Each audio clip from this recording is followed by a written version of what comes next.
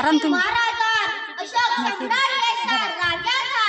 मैं उस देश का नागरिक हूँ जहाँ हर 50 मील पर रंग रूप और पहनावा बदल जाता था।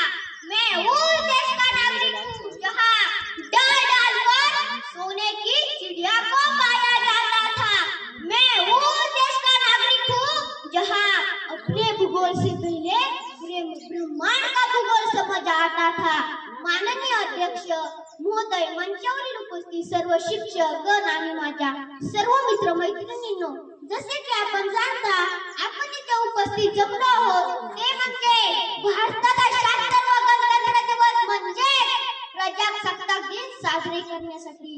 मित्रांनो, भारताला 15 वर्षे पूर्वी 1947 रोजी स्वातंत्र्य मिळाले, पण त्या स्वातंत्र्याला आकार मिळाला तो म्हणजे 26 जानेवारी 1950 रोजी।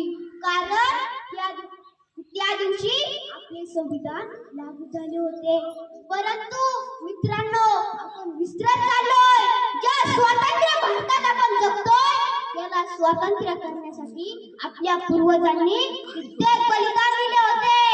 वर्षानुवर्ष गुलामगिरी विरुद्ध लढताना इंग्रजी सरकारचे अत्याचार सहन केले, कित्येक बलिदान दिले, सद फाशीच्या दोरखंडाचे चुंबन घेतले, कित्येक बलिदान दिले। तेव्हाच आली 15 ऑगस्ट 1947 ची पहाट म्हणजे आपल्या स्वातंत्र्याची पहाट।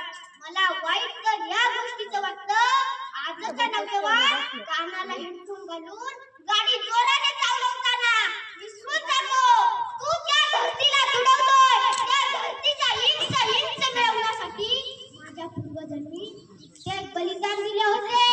मला वाईट तर या गोष्टीचं वाटतं, आजचा नौजवान त्याच्या खांद्यावर जबाबदारी आहे, राष्ट्र निर्मितीची त्याच्या खांद्यावर जबाबदारी आहे, समाजाच्या आशा एकांक्षा बांधून ठेवण्याची। आज तो मला पबजी मध्ये डुबलेला आणि दारूमध्ये वाहत दिसतो। महोदय, या कठीण परिस्थितीमध्ये राष्ट्र निर्मिती करणं आज आपल्या सर्वांसाठी एक चुकीची परिस्थिती होऊन चुकली आहे।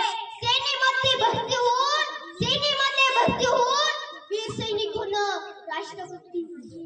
आझादी नंतर याचा अर्थ बदललेला आहे। देशभक्ती म्हणून तर कशाला म्हणू, तर बेमानीला बाजूला